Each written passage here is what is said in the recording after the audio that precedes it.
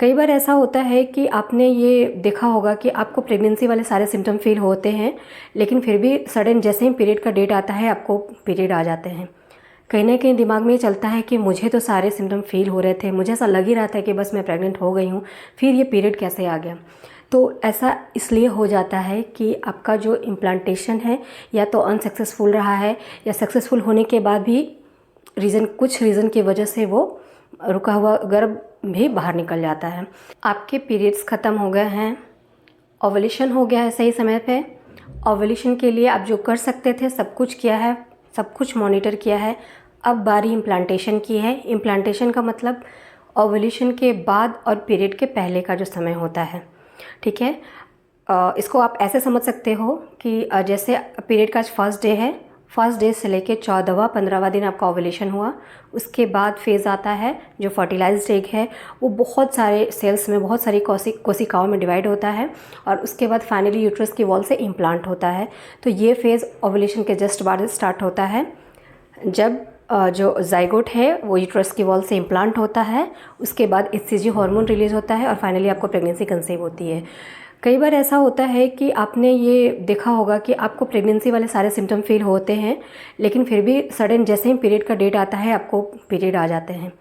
कहीं ना कहीं दिमाग में ये चलता है कि मुझे तो सारे सिम्टम फील हो रहे थे, मुझे ऐसा लग ही रहा था कि बस मैं प्रेग्नेंट हो गई हूँ, फिर ये पीरियड कैसे आ गया।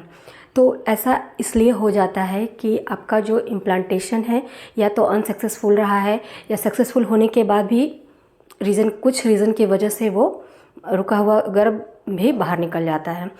तो हम समझते हैं कि कैसे इम्प्लांटेशन को सक्सेसफुल कर सकते हैं।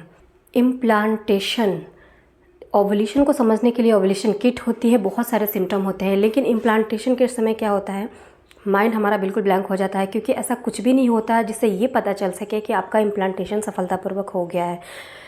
कई बार इम्प्लांटेशन सक्सेसफुल नहीं होता है और इसी वजह से प्रेगनेंसी कंसीव नहीं होती है। सब कुछ सही रहता है, आपके पीरियड्स रेगुलर होते हैं, कोई प्रॉब्लम नहीं है, उसके बाद भी इम्प्लांटेशन फेल हो जाता है। तो 2 ऐसी रेमेडी के बारे में बताने जा रही हूँ जो आपके इम्प्लांटेशन को सक्सेसफुल बनाएगा, आपको प्रेगनेंसी कंसीव करने में हेल्प करेगा। चलिए समझते हैं वो कौन सी रेमेडी है और वो कैसे हेल्प करता है प्रेगनेंसी कंसीव करने में। वीडियो शुरू करते हैं, पर उससे पहले अगर मेरे चैनल पर नए हैं और अभी तक चैनल को सब्सक्राइब नहीं किया, प्लीज़ डू सब्सक्राइब, और वीडियो अच्छी लगे तो ज़रूर लाइक और शेयर कर दीजिए। चलिए वीडियो स्टार्ट करते हैं। सबसे पहले इम्प्लांटेशन के केस में कब आपका इम्प्लांटेशन सक्सेसफुल नहीं होता है। अगर आपको थायराइड की प्रॉब्लम है, पीसीओडी की प्रॉब्लम है, बीपी है, शुगर है, किसी तरह की कोई भी डिसऑर्डर है, तो कई बार बॉडी में बहुत सारे विटामिन्स की डेफिशिएंसी हो जाती है, जिसके वजह से प्रेगनेंसी कंसीव होने में दिक्कत होती है। तो घर में ही बहुत सारी ऐसी चीज़ें होती है जिससे कि हम उसको फुलफ़िल कर सकते हैं। मैं बात कर रही हूँ तिल और सूर्यमुखी के बीज की। बहुत बेनिफिशियल है ये इम्प्लांटेशन के लिए, क्योंकि इसमें A1, B1, B3, B6, B9, iron, बहुत सारे ऐसे होते हैं जो कि इम्प्लांटेशन को सक्सेसफुल बनाने के लिए बहुत ही ज़्यादा बेनिफिशियल होते हैं। इसलिए तिल के बीज और सूर्यमुखी के बीज का यूज़ करें इम्प्लांटेशन वाले फेज़ में, ठीक है। अब हमने तो ये जाना कि ऐसा क्या है सूर्यमुखी के बीज में और तिल के बीज में जो इम्प्लांटेशन को सक्सेसफुल करता है। अब समझते हैं कि इसको कब लेना है। सूर्यमुखी के बीज और तिल के बीज को आपको कब लेना है, ओवुलेशन जैसे ही ख़त्म हुआ 2 से 3 दिन बाद आप स्टार्ट कर सकते हैं, और सिर्फ 7 दिन, 1 वीक का टाइम है, 1 वीक तक ही आपको लेना है। समझते हैं कितने अमाउंट में लेना है।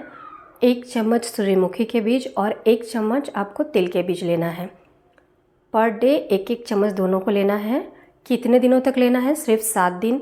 कब से लेना है, ओवुलेशन आपका ख़त्म हो गया है, 2 से 3 दिन बाद आप इसे स्टार्ट कर सकते हो, और सिर्फ 7 दिन इसका यूज़ करो, क्योंकि बहुत ज़्यादा टाइम तक आपको नहीं लेना है।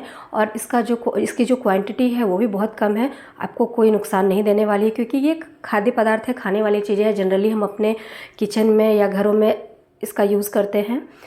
प्रोसेस समझते हैं कि इसको कैसे लेना है। ये टोटली आपके ऊपर डिपेंड करता है कि आप उसे किस तरह से ले सकते हो। आप उसे डायरेक्ट चबाकर खा सकते हो, 1 चम्मच ले लिया, चबा कर खा लिया। अगर आप वैसे नहीं खा सकते हो, उसको क्रश कर दो।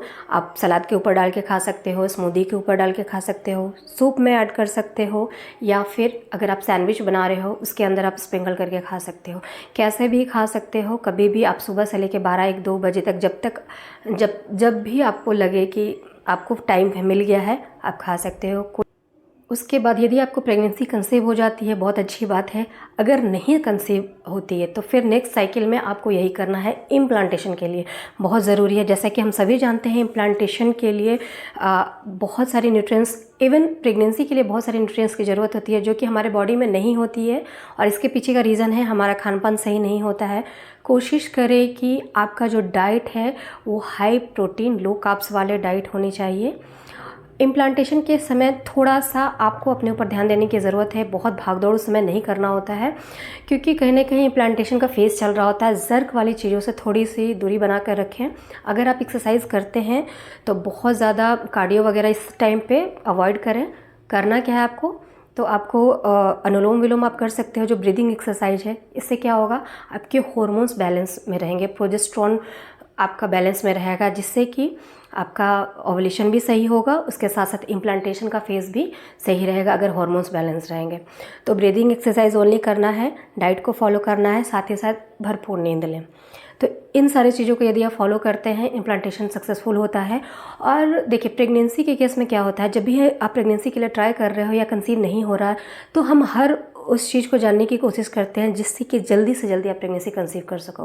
हो सकता है कि अगर आप इस रेमेडी का यूज़ करें तो इस मंथ आपकी प्रेगनेंसी कंसीव हो जाए। कोई भी नहीं जानता क्या प्रॉब्लम है आपकी बॉडी में, क्योंकि कई बार ऐसा होता है कि बहुत सारी प्रॉब्लम्स फाइंड नहीं कर पाते, हम लोग समझ नहीं पाते हैं कि सब कुछ नॉर्मल होते हुए भी क्यों प्रेगनेंसी कंसीव नहीं हो पा रही है।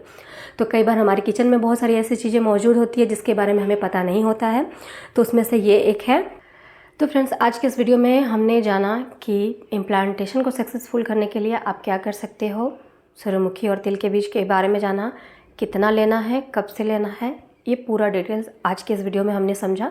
होप सो आज का ये वीडियो आप लोगों के लिए हेल्पफुल रहा होगा। अगर ये वीडियो आप लोगों के लिए हेल्पफुल है, प्लीज़ वीडियो को लाइक शेयर ज़रूर करें। और प्लीज़ अभी तक अगर चैनल को सब्सक्राइब नहीं किया, please do subscribe. Thanks for watching.